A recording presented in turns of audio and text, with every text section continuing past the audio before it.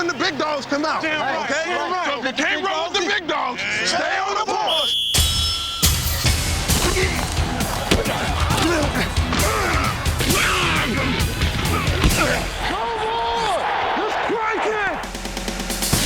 They come out and chew the tires off the bus on the way to the game. No one could handle him. And he'd be on you like your underwear. I've seen him pick tackles up and just throw them out of the way. Get his fingers in your eyes and claw you to death. And brother, he could tag. When you get a really good lick on a guy, you gotta give it. He's gonna wear your ass out. He literally should have been thrown out of every ball game he ever played in. And if he bit him, or punched him in the groin, or pushed their face in the mud, fine. Now, when that happens, then you must serve justice. You think you tough? I'll whip your ass. It's combat, and you have to know that you're going to be subjected to pain or to suffering. I want to prove that you could come back, and I had one of the worst knee injuries ever. Tape it up, give me 2 more aspirin, and let's go play. You got to feel like you're the best son of a bitch that's out there. I was going to be the intimidator. They weren't going to be the intimidator. I knew what was going to happen, and they knew what was going to happen.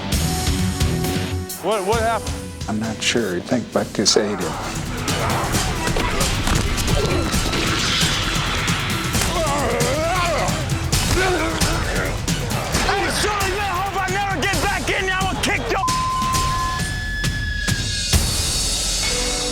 It's how much you want it, not so much how tall you are or how heavy you are. Never missed a practice, never missed a game. He was as tough as nails, loved the game. He could have played in the 40s, the 50s, or the 90s. He does not understand the concept of giving up and the concept of defeat. And anybody who tells me that they go out there to have fun playing football, they're a liar. This game is a war. I was not taking any prisoners, and the wounded would be shot.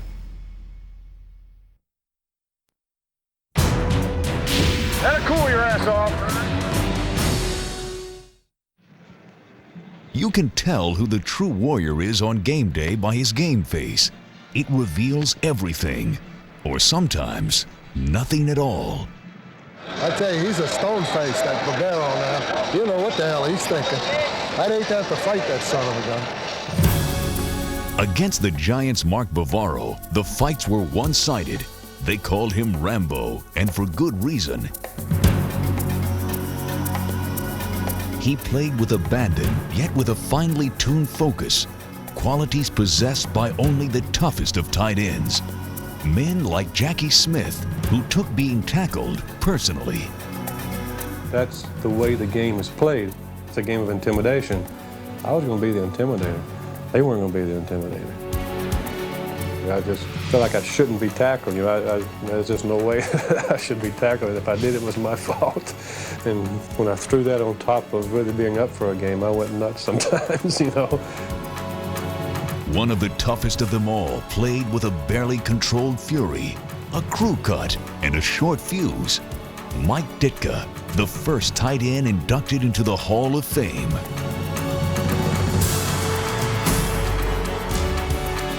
Ditka played every down like it was his last. Asked no quarter, give none. From the opening kickoff to the final gun, he gave everything he had until he had nothing left to give.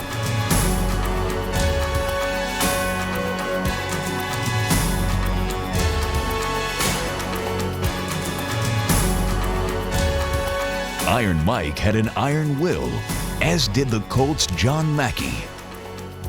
If I had 5 or 6 guys that were going to make the tackle, what I tried to do was to punish one, so that if I ever got in that situation again, I would run directly at the one I had punished. I always felt that you should get something out of every play. Even if it meant battering the entire Lion defense. And in doing so, he became a warrior, and more importantly, a tough guy. A player like John Hanna. I enjoyed the attack side of football. I didn't like to be a guy that sat back on his heels and let the guy come and beat me up. I like to go after them. It was purely offensive. The attack side was the dominant side, Watch the stunts, watch the stunts. The side that had Gene Upshaw. For 16 years, Upshaw uprooted, upended, and upsided the head. The upside, moving the chains. You okay, Pitts? The downside, waiting till the following Sunday to do it again. You get out there on that little sucker, he don't know what to do. Pitts, I hit him with a forearm a while ago, so he's out. He's not on his feet. Oh, yeah. John Henry Johnson was as tough a defensive back as he was a runner. He broke Les Richter's jaw and nearly ended Charlie Trippi's career. He forearmed tacklers well into his 30s, and every time he did so, he punctuated it with the phrase, "How sweet it is." John Henry peaked in 1962, finishing second in the league in rushing behind Green Bay's Jim Taylor. Taylor was the only man to outrush Jim Brown in a season, and he did so one tough yard at a time. I just tried to play to my maximum ability, and I played very, very aggressive, and I played within the bounds of the rules of the game. And then when anybody tackled him, it was an insult. And if he bit them, or punched them in the groin, or pushed their face in the mud, fine. Every time Earl Campbell took a handoff, two questions came to mind. First, how can a man so huge be so fast? And second, does that guy in his path want to finish the season? I knew what was going to happen, and they knew what was going to happen.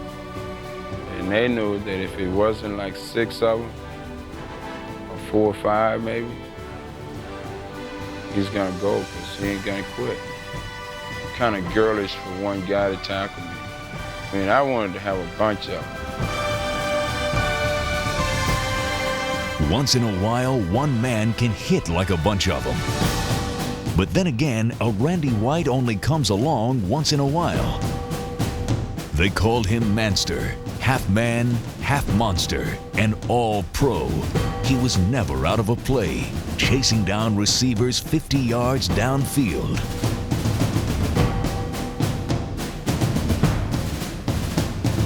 Randy had an eternal flame that burned white hot. Double wing right, ace! Jack Lambert was the extinguisher. That'll cool your ass off. Of all the Sunday Warriors, none struck a more menacing pose than Captain Jack, Count Dracula in cleats. Lambert, he was a raging storm, an evil sorcerer who demanded that his apprentices be just as tough as he was. Jack Lambert played hard and expected his teammates to play hard as well. In a couple of games where we weren't being aggressive, he had no problem talking to me or Joe Green or the defensive line or whatever. I mean, that's the way he was, and I think we all respected him for that. Professional football is not a popularity contest. The ultimate compliment is that your opponents respect you. Joe DeLamielleure, when he was playing for the Browns, said everybody on this team hates Lambert's guts, but we all wish he was on our team. To me, that's what it's all about. This is the meanest looking person I have ever seen. Ray Nitschke flew over the cuckoo's nest, then flew to the ball. I lined up under the center, and the first guy I look at is Nitschke, and he's foaming at the mouth out there, and he's panting, moving back, and I said, this is the ugliest, meanest looking person I have ever seen. Ray Nitschke had a menacing, terrifying presence on the field. Just his demeanor, the way he carried himself, but most of all, the collisions he caused. It wasn't a Jekyll Hyde presence, it was just Hyde. It was just total absence of any concern or compassion for another human being.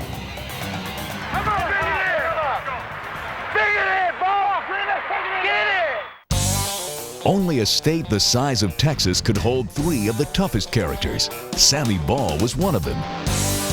He was a tobacco-chewing, pigskin-slinging passer, defender, and punter who had no face mask and no fear.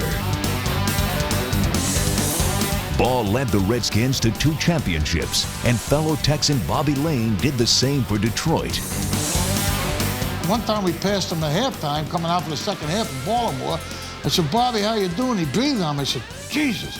is that from last night? He said, I had a couple at halftime. So, you know, he was a character, but a great football player, tough guy. When Lane said block, you blocked. When he said drink, you drank. And the only thing he hated more than curfew was defeat. Dallas running back Walt Garrison was the bronc that couldn't be busted, the steer that couldn't be roped, a real cowboy with a heart as big as Texas. Garrison played with a broken collarbone, and it was fractured all the way through. He played the whole game, and I don't know if any of you all have ever had a broken collarbone, but it's very painful, especially when you get hit on it. When you think back about Walt Garrison, you think, you know, they really did chisel him out of iron or out of mesquite wood or something, because he was tough as a nail. And Chicago's Bronco Nagurski was the hammer. Back in the 30s, he was hit by 4 men before crashing into a brick wall in the end zone. After the game, he said, those first 4 guys hit pretty hard, but that last fella, he really packed a lick. Bronco would have loved lining up beside the Vikings' Bill Brown, a shirt tail out, short sleeves in the snow throwback. Tough enough to volunteer for special teams at age 34, just so he could hit a few who used to hit him. Brown was a runner who thought he was a linebacker. Bobby Douglas was a quarterback who thought he was a rugby player. He couldn't remember half the plays, so he called his own number and dialed up some victims.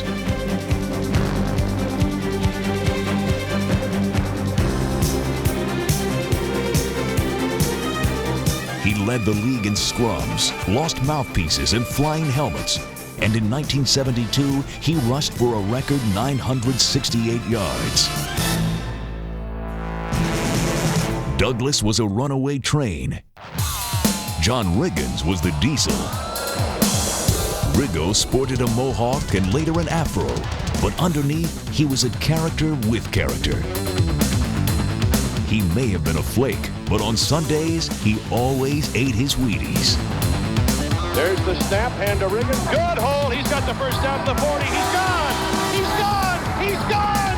Touchdown, Washington Redskins. If they were going to remember me by anything, I would like them to think that I always came to play on Sunday. Now, I might do some goofy things during the week, but when Sunday rolls around and the ref blows a whistle, you can bet that I'll be playing. And you could bet that the Chiefs' Christian Okoye would be ready too. Touchdown, Okoye. Boy, he is too big and too fast to be playing running back in the NFL. He was the Nigerian nightmare, and he rocked many a defender into dreamland. He's gonna wear your ass out. He's gonna wear your ass out, baby. He's gonna wear your ass out. That's what defensive end Richard Tombstone Jackson did to overmatched blockers. No one could handle him. He was just that powerful. I've seen him pick tackles up and just throw them out of the way. Just devastate people. Once he got a hold of you, once he had his hands on you, it was over. I would imagine being on the same ball club, watching me do things that was somewhat extraordinary would strike fear in someone. At times, I would look at films and at myself, and I would conclude the same thing. This guy is unreal. Bill Pellington's game films were X-rated. Bill Pellington was the dirtiest player that ever played in the National Football League. I couldn't even say that Bill was a good friend of mine because I was scared to death of him. And he always had this helmet that cut him right here. I don't know why he didn't get a new fitting for the helmet, but blood would run down, and he had this hawk nose and these steel blue eyes that sit back in his head. But he literally should have been thrown out of every ball game he ever played in, and most of the practices that we had. I mean, he didn't have any friends at either side. The Cardinals' Conrad Dobler didn't have a single friend either, but he had a bag full of dirty tricks. He would kick, he would leg whip, he would trip, but his man didn't get to the quarterback. And what happened is that this image of being the game's dirtiest player overshadowed all his accomplishments on the field as being a good football player. That was my philosophy, is take the man out of his game, and then you own him. If Dobler ever tried that on the Colts' Mike Curtis, the fight would still be raging. Curtis was called Mad Dog, and he was a pit bull of a competitor. Never has a man been unhappier the day of a game, and he would just get beside himself. He hated Doris Day, the American flag, black and white saddle Oxfords, his own teammates. He had the disposition of a Highland moccasin. Curtis hated everyone who crossed his path. Quarterbacks, receivers, runners, and most of all, tipsy trespassers. So he comes running out on the field, great lark, picks up the ball. When I saw him pick it up, I immediately ran over there and knocked him down. Not to hurt him, but to knock him down and get the ball back, get in the game, get rid of his rear end, period. I didn't think it was a joke that I was working out there. A lot of other guys might think it's a joke to see a fan run out there. To me, it was my job. And after the game, 2 or 3 of us were angry. Bubba Smith and I went to Mike. We said, you shouldn't have done that, Mike. You make us all look bad. He said, that guy broke a city ordinance, and I enforced it. And if he comes back out there again, I'll hit him again.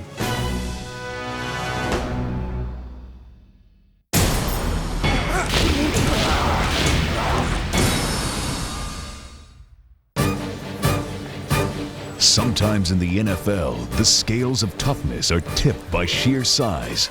Jim Parker was a mountain of a man and played like one. In the back of my mind, I would fantasize a lot.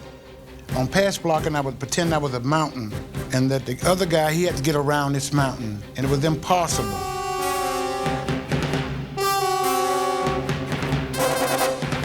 Sometimes I would pretend I was a freight train running over a pedestrian and just psych myself up before every play. Getting psyched up was never an issue for Big Bob Brown. His playing mood was constant, constantly foul. I didn't try to finesse guys. I just tried to beat up on them for 60 minutes. As I was trying to hit that area that was just below where the shoulder pads stop, there's a lot of real meaty, nice parts in that area. We can get a little bit of spleen. Usually it worked. Brown's tactics harken back to a tougher era of pro football, an era when raging monsters like Bob St. Clair thought nothing of playing with a little pain. I lost 6 teeth on one play. He kicked me in the teeth. And I vividly remember that because I was looking on the ground for my teeth. And everyone was yelling, get in the huddle, Bob. You know, it wasn't get off the field, Bob. You know, get in the huddle. We don't want to call a timeout. St. Clair's teammate was Leo Nomalini, a gentle giant who could turn nasty if properly manipulated. But when he played outstanding is when he was mad. And we would have to make up stories about the other players, what they were saying about his family, or that guy did this, Leo, and he said this about you, and you know, and then Leo said, I'm gonna kill that guy. Nomalini never missed a game in 14 years. Ernie Ladd never missed a meal. Nicknamed the Big Cat, Ladd pounced on opponents with over 300 pounds of feline fury. 300-pounder Reggie White is an ordained minister, but on the field, he seldom turns the other cheek.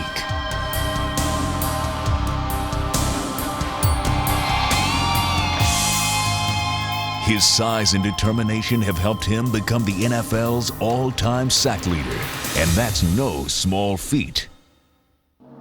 Standing out as a tough guy in the NFL is a tall order, one for which towering Ted Hendricks was ideally suited. Nicknamed the Stork, he used his enormous wingspan to fend off blockers and engulf his prey. But Hendricks wasn't the first skyscraping lineman to strike fear into opponents. The menacing presence of 6'8" Doug Atkins once caused Green Bay lineman Bob Skoronski to issue the following warning to a young Packer rookie. He said, look, here's some things I want you to remember. Number 81 is Doug Atkins. He said, don't cut him. And if he falls down, you help him up and say, nice play, Mr. Atkins. Well, I started to laugh. And Skoronski said, kid, this is not a joke. If you cut him on his knees, the first thing he's going to do is kill you, and then he's going to kill me. But the big guys aren't always the toughest. It's really all inside. It's how much you want it. If you're scared to be out there with those big guys, you're in the wrong business, because it's a blast to be out there amongst them. And you really to go out there and beat their ass is really what it's all about. If you can go down there and hit somebody hard, whack, that makes a statement. Tiny Terror Steve Tasker punctuates his statements with every ounce of his 180-pound body. At 5'7", 165, the statement that best applies to Pat Fisher is the old adage, it's not the size of the dog in the fight, it's the size of the fight in the dog. Most important is to avoid the fear. Once you win that war, that's the mental thing, that it's not going to hurt. And that big guy, you can win the war. It's kind of exciting to do it. If pain isn't going to be a part of it, only embarrassment is left if I fail to make the contact and get him down. You have to be a hitter. You have to run through people. But running through people isn't strictly the domain of the defense. 180-pound James Brooks was a pint-sized powerhouse.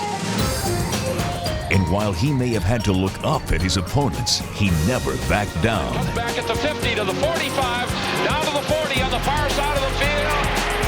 He's going to be running. No, he's still 20, 15. 10, 5-yard line, still on his feet, plunging, touchdown. Oh, James Brooks just absolutely refused to go down. Linebacker Sam Mills refused to give up, even when he was told at his first training camp that he was too short to play in the NFL. It's really all inside. It's how much you want it. Not so much how tall you are or how heavy you are.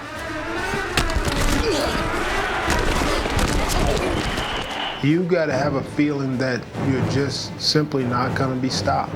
The last player to play without a face mask, reckless runt Tommy McDonald wasn't intimidated by opponents, tables, or fear of injury. I actually got hit one time and I separated my shoulder, and I even got up with that separated shoulder and went back to the huddle and stayed in for 2 plays. And then I went out after the 2 plays because I didn't want them to know that they hurt me. With my size and everything, I know the only reason that I was able to make professional football is because I've got a heart as big as a wash tub. I don't even know the word quit. It's not in my dictionary. I wanted to give it a shot. I never had to look back and say I didn't try. Toughness is displayed in many ways, but the ultimate test is playing with pain. Bengal tight end Pat McInally was put to that test in 1980 when he was knocked out cold. Really, I wanted to cry, and because I said, I was saying to myself, how could this happen to me, and why, why? And I've never told anyone these things, but I really wanted to cry because I knew I couldn't move anything and I wasn't going to be able to move ever again. And I think that's part of the reason that I was able to come back in the game, is that I think I was so happy that, 15 minutes later I was well, other than the pain. McInally endured and prevailed with 3 second-half catches and a touchdown. In 1965, Baltimore's Jimmy Orr dislocated his shoulder, then left the hospital to return in the second half and catch the game winner down in Orrsville. Perhaps he was inspired by teammate Gino Marchetti. In the 1958 championship game, Marchetti broke his leg, but he refused to leave the field until victory was assured. While Marchetti demanded to remain on the sideline, Jack Youngblood insisted on staying in the game after breaking his leg in a 1979 playoff game against Dallas. I said, tape the thing up, and we'll worry about it when the game's over. Win, lose, or draw, then that's the time to worry about it. You can't worry about it now. I can still walk on it and still run. Tape it up, give me 2 more aspirin, and let's go play. Youngblood played heroically in the NFC Championship and in Super Bowl 14. When Chief quarterback Steve DeBerg smashed his finger, he too stood tall. Despite a pin in his finger and a sharp pain with each snap slapping against it, DeBerg hung in and kept firing.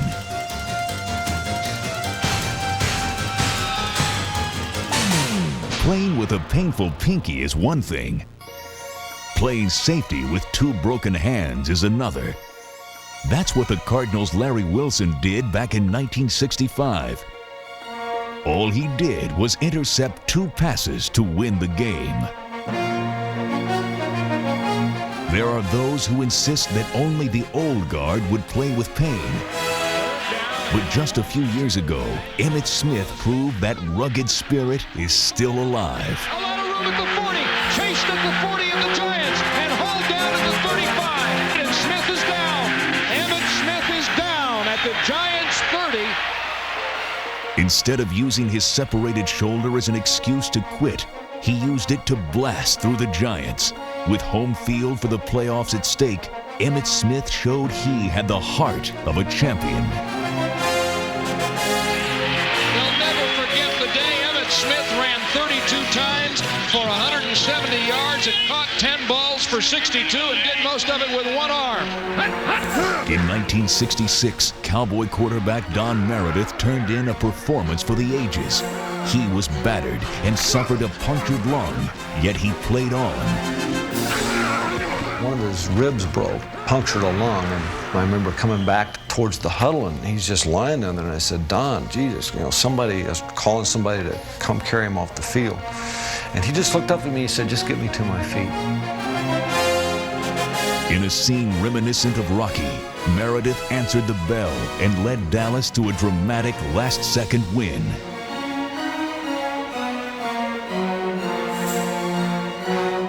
No one could match Meredith's single-game toughness. But 3 years later, in 1969, Gale Sayers faced an entire season on the brink.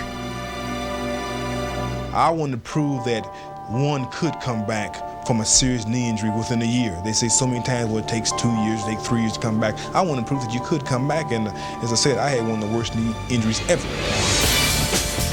The Comet never shone brighter. Over 1,000 yards and a rushing title on a knee ripped to shreds. Then there were the true Iron Men, men like Mel Hine, a two-way star for 15 years. Raider Jim Otto, playing hurt in 210 straight games. Green Bay's Jerry Kramer, 23 operations, 500 stitches, leading the way anyway. Jackie Slater, protecting 23 different quarterbacks for 20 seasons, and fellow Ram Merlin Olsen, a team record 915 tackles in 15 campaigns.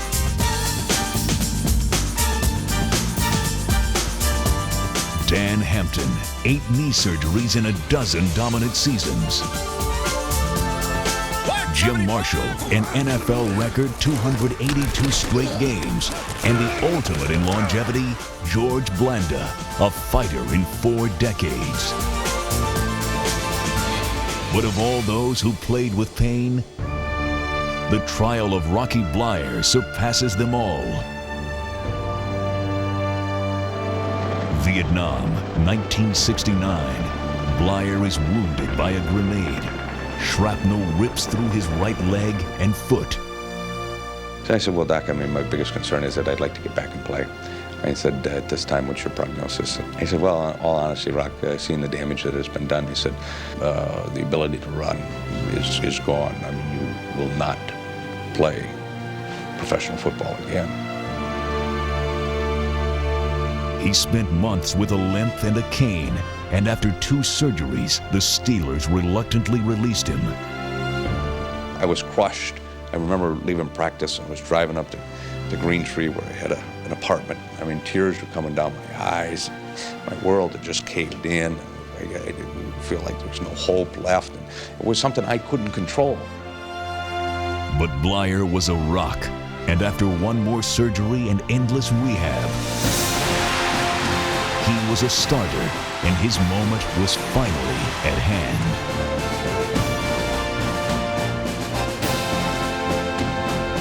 The year was 1974. The written-off 16th round draft pick had fought his way back. 2 years later, he gained 1,000 yards and lasting admiration as a man who never stopped fighting and never lost sight of his dream. I liked playing football. I liked what football gave me. At least I wanted to give it a shot. And so that if I got to the point and didn't make it, I never had to look back and say I didn't try.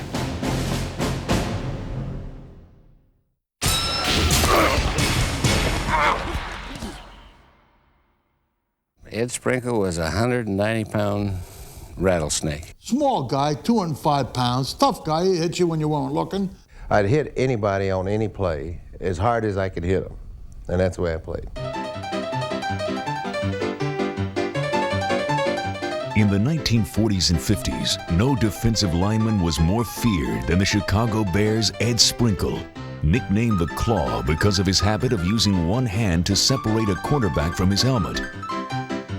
Sprinkle was the original monster of the Midway, playing with a ferocity that would make even Dick Night Train Lane proud. Oh, he'd kill you. He'd kill you.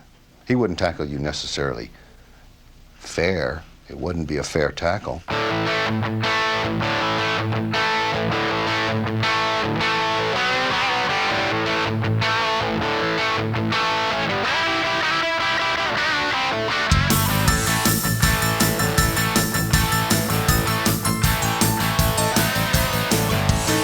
While Night Train's bone-jarring hits rang out loud and clear, his words often did not. He came from Texas, and he spoke this very strange language that nobody could quite understand. I'd catch men about it. When the Cleveland Browns, anytime they come, they were just a class. They always had the stripes down there. And I said, man. I'm not even sure that he understood a lot of what he was saying. Night Train had no trouble making himself understood on the playing field, and neither did two of the 70s most fearsome hitters, Raider defensive backs Jack Tatum and George Atkinson.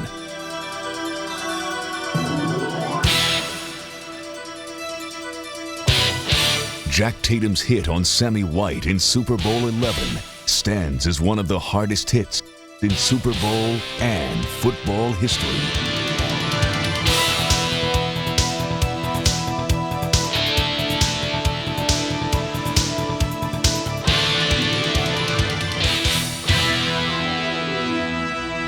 In Super Bowl 30, it was Cowboys defensive back Scott Case who helped pound the Steelers into submission.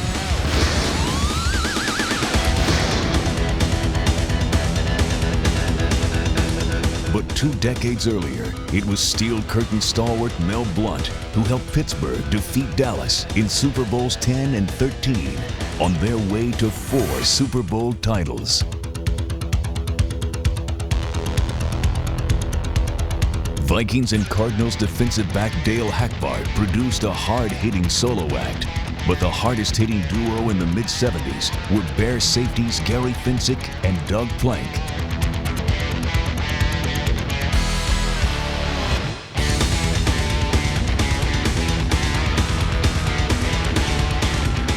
No team dominated the 60s like the Green Bay Packers, and no Packer defender disrupted offenses like Herb Adderley. Who is the hardest-hitting safety in the last decade? The list begins and ends with Steve Atwater.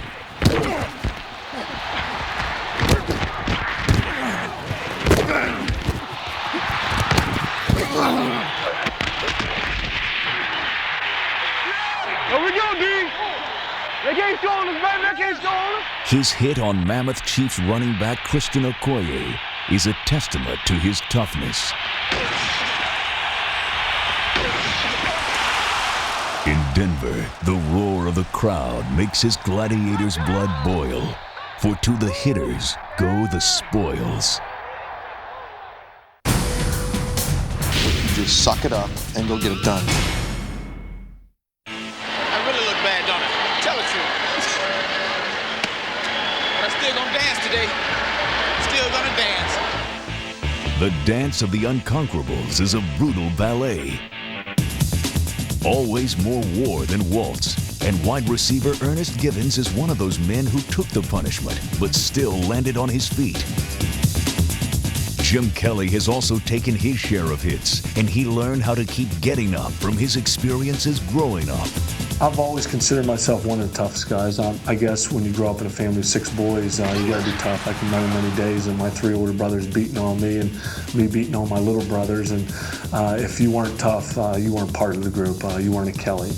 One of the great qualities that a quarterback needs is to have the ability in the late in the game to just suck it up and go get it done. Kind of gritting your teeth and going and winning games. And Jim has continually answered the bell in some physical games. Bloodied but never beaten, the Redskins' Billy Kilmer never stayed on the sidelines for long. Kilmer's courageous attitude was an inspiration for many field generals, like Philadelphia's Ron Jaworski.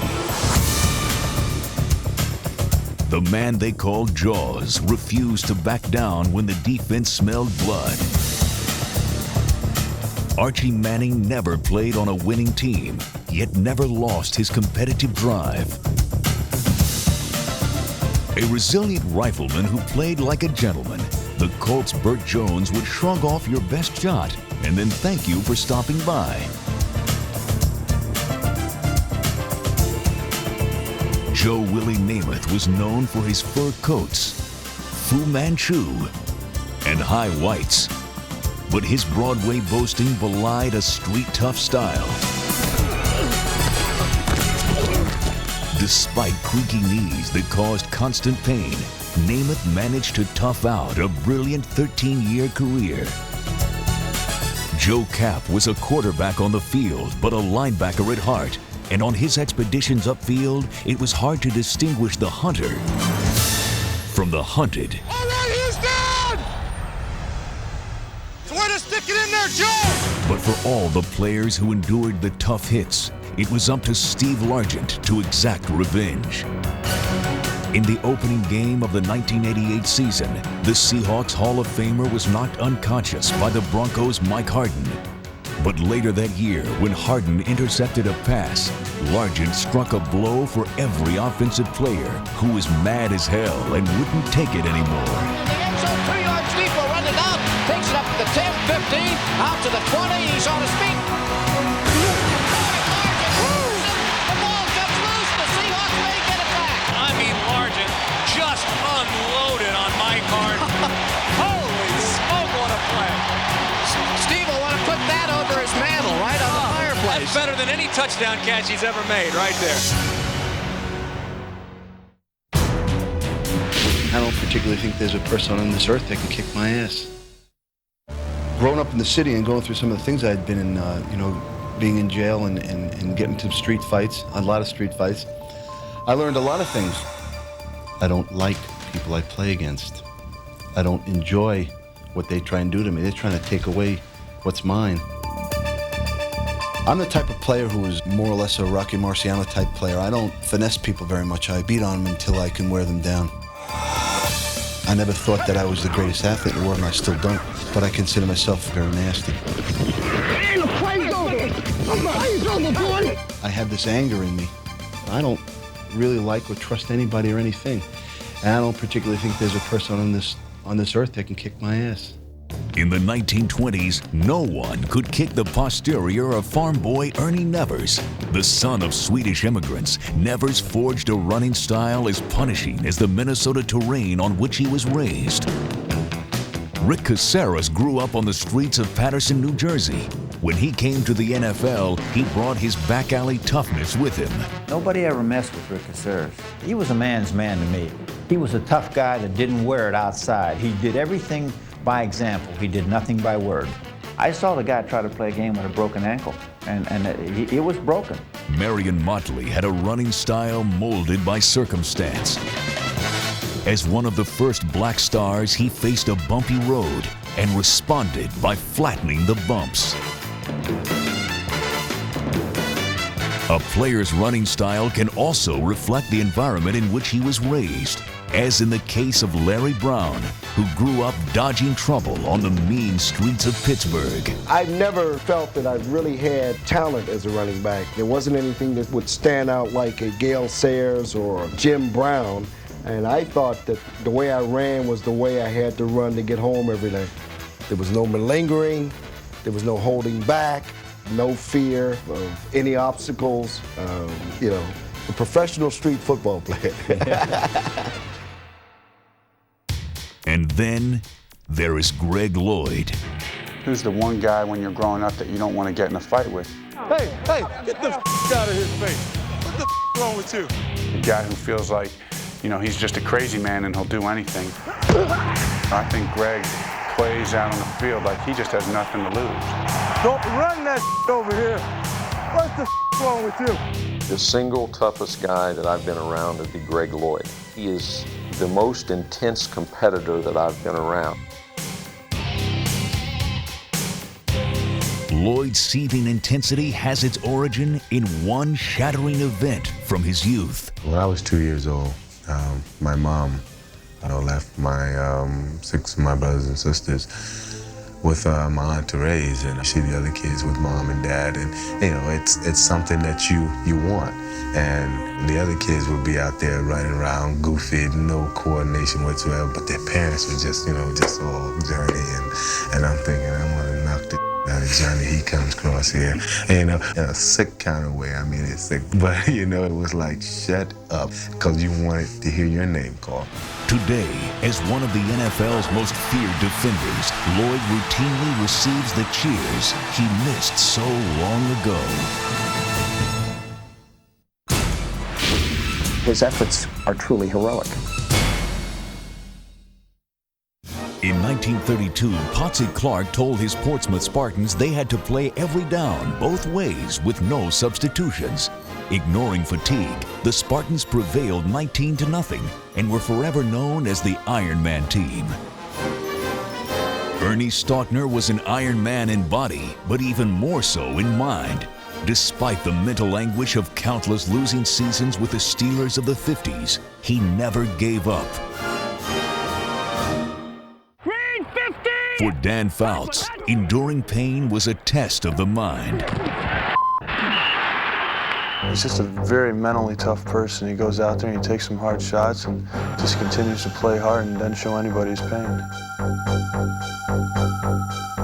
Fouts' inner strength was most evident when he broke his nose in a game against the rival Raiders. Most guys would come out of that game, maybe go in at halftime and get x-rayed and have his nose set. Then continue, and he didn't miss a snap.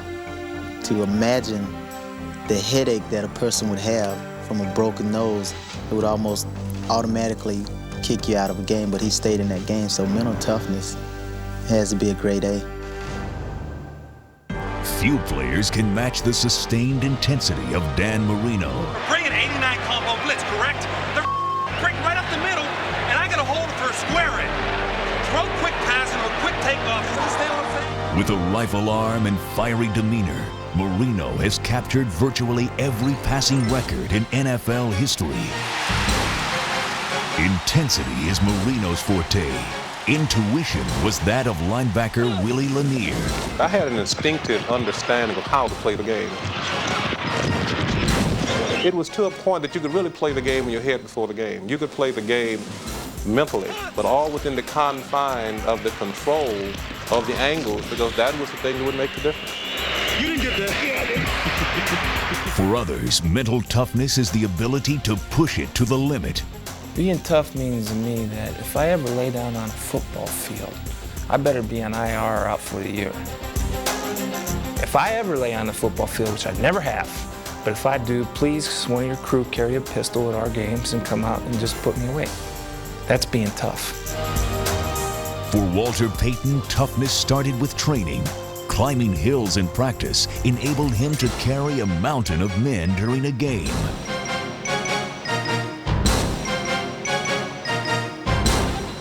In 13 seasons, Payton missed only one game. No one worked harder than the NFL's all-time leading rusher. Like Payton, Jerry Rice's toughness shows itself before he ever gets on the field.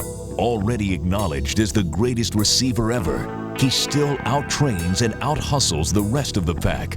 For him, being the best is a state of mind. Whenever the ball is up in the air, I believe the ball belongs to me. And that's the attitude that you have to have. I think if you're going to be the best receiver to ever play the game, you're going to have to be able to take on the pressure of making the big plays. And it all begins in practice. Perhaps no player has had more practice weathering storms than Steve Young. He was bashed as a Buccaneer, then lost in the shadow of Joe Montana. A lesser man would have lost his head, especially under Super Bowl pressure. Really, the whole world turned on the Super Bowl thinking that Steve Young was going to fall on his face. He didn't. Steve Young is now #1 all time with 6 touchdown passes. Someone take the monkey off our back, please! When I think back to some of the slings and arrows that Steve had to suffer through, and we look back and see how he handled it, how he came through it, how he not only survived, but prevailed, it makes you just sit back and look at him in awe. His efforts are truly heroic.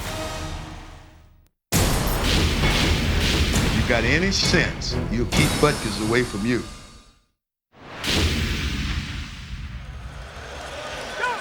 Dolphin fullback Larry Zonka was as smart as he was tough. When all else fails and it's obvious that it's going to come down to a direct physical confrontation, I always thought it reflected a higher degree of intelligence to do the inflicting first. I liked that style, I won't hide that. I preferred to run inside, and it was kind of fun to meet head on. I think Larry had 12 or 13 broken noses over his career, and from week to week, it was, you had to guess which side of his face his nose would be lying on. I don't know why you bring my nose up. Is there something wrong with my nose?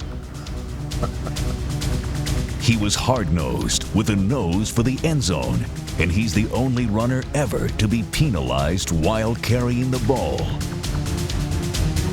His was a straight-ahead, lead with the shoulder, blood and mud game that made the Zonk the 10th toughest of all time.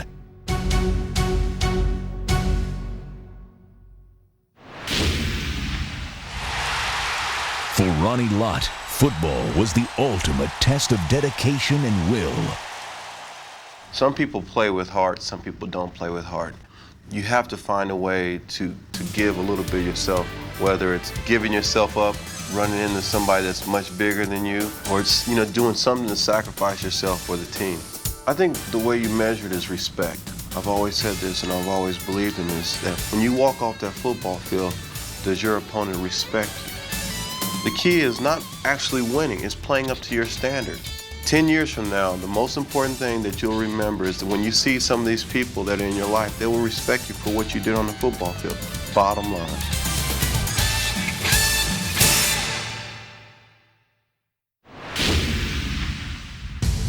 The courage of John Unitas was epitomized on one play in 1960. I remember in Chicago, my particular man that I was blocking hit him and tore all his mouth loose. He had about 17 or 20 stitches put in it. And we was trying to stop the blood on the field from bleeding. And Alex Sandusky reached down and picked up a hand of mud. He thought to pack his nose full of mud, we could stop it from bleeding, but the blood just kept coming. Trainer came on the field, Eddie Block, he says, "You're out of here." I said, "No way." He says, "You don't know what you're doing." So I read the scoreboard to him. And he's trying to patch me up with Band-Aids and everything. And then I said, "I'll be all right." We went back in the huddle. We had 8 seconds or 9 seconds left on the clock. And I looked at him and I couldn't look him in the eyes. And we went back to the huddle. He called a long play to Lenny Moore and he threw a touchdown pass to Lenny over J.C. Caroline. The crowd couldn't believe it. There were at least 3,000 spectators waiting outside Wrigley Field. And I've never ever seen it where the crowd waited to just see what manner of man is this. And as Unitas went through the crowd, they were just there to revere him and to look at him. The Sunday sermon of the deacon was full of fire and brimstone. I wanted to put as much fear into his heart and as much pain on his back as I possibly could. You got this 260 pounds up to 4.5, and you got an angle on him, he should go to the hospital. And that's exactly what I tried to do. No remorse in my heart. I try to put him in the hospital every time I tackle him. I wanted to hit. When I hit, and put my back into it, you know, boom. I mean, that's going to provide that shot that's going to put the intimidating fear of God into that running back. So each time he came over there, I tried to tear his damn head off. He invented the head slap and coined the term quarterback sack. Sacking the cornerback is just like you devastate a city, or you cream a multitude of people. I mean, it's just like you put all the offensive players in one bag, and I just take a baseball bat and beat on the bag. With that approach to the game, I walked out totally unmarked. I have no scratches, no marks, and nothing but a bleeding heart.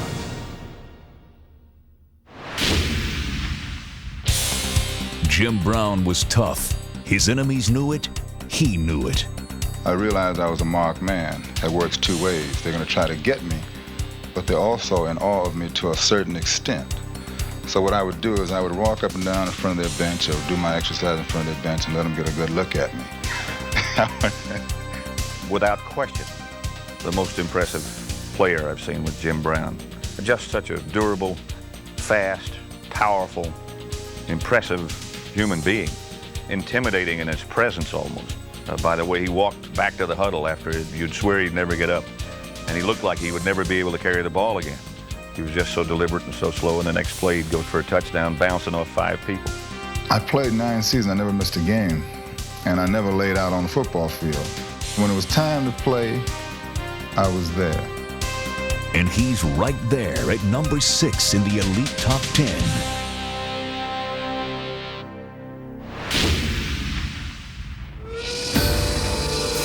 The toughness of pro football's Iron Man was forged in the steel mills of Pennsylvania and hardened in the belly of a World War II bomber.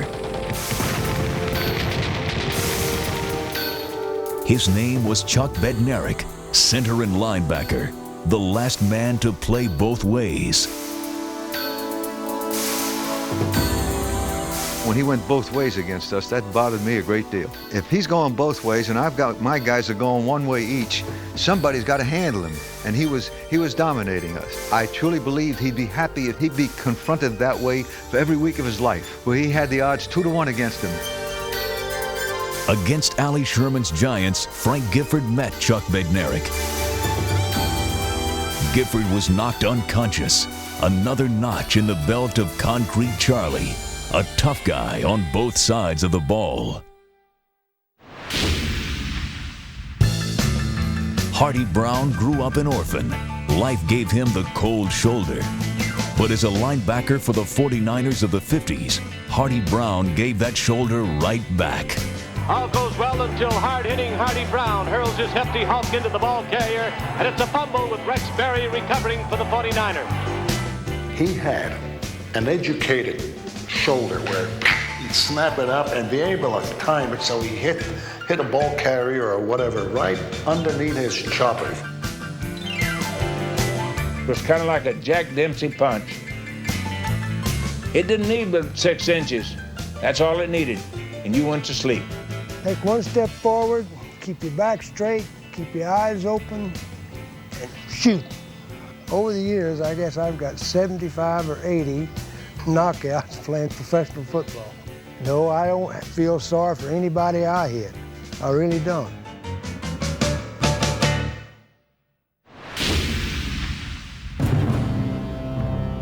Mean Joe Green didn't become mean. He was mean from the start.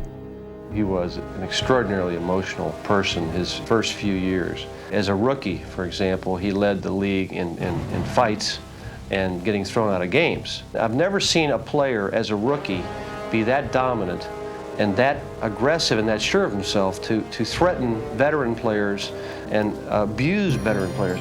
I went from Joe Who to Mean Joe. If I wasn't out of control, it would resemble being out of control. And it was my desire to win. At first, he pounded passers and plundered the pocket. Later, he swallowed up ball carriers as the game's premier run stuffer. And in the end, Joe Green was a winner, a 4-time Super Bowl champion, the immovable I-beam in the steel curtain. Hey, baby, let's go out there like a bunch of That's what Lawrence Taylor did for 13 seasons as the undisputed toughest player of the modern era. Son, I gotta do better than this. I brought something different to the table that maybe hadn't been seen. Up until that point, a linebacker was just a linebacker. All he did was stop the run. He went back and defended against the pass. I made so many mistakes in the pass defense. I was supposed to be dropping on this play so I wouldn't drop or I'd rush. And that was my answer to everything. If you don't know what you're doing, just rush the quarterback, hell, see what happens. What happened was a reckless assault never seen before or since. He reinvented the position. He changed the game. He ripped through the meadows like a twisting tornado, destroying anyone in his path until nothing remained except LT and a legacy of toughness surpassed by only one man. Here we go, Andy. He spit, cursed, kicked, bit, and punched. Stack pow. That's what Dick Butkus did in his own huddle. His enemies fared even worse. I call him a maniac, a stone maniac. I don't understand it. I don't understand why they say things like that. He was the greatest intimidator ever played football. You had to overcome the mystique. It was almost like an odor. He exuded a kind of a presence. Roses are red and violets are blue. If you got any sense, you'll keep Butkus away from you. He was an animal, and every time he hit you, he tried to put you in the cemetery, not the hospital.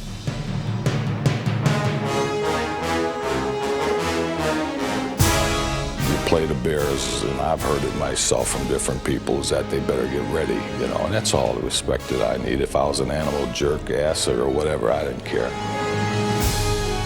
Butkus thought if a helmet could be torn off, why not the head? He sent entire backfields to the hospital. Then he giggled.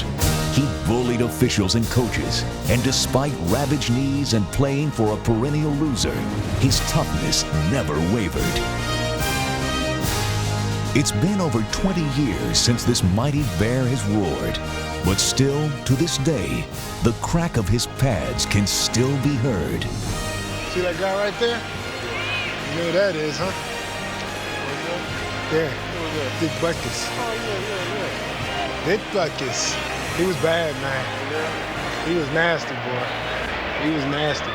Dick Butkus, the toughest and most feared man in all of pro football.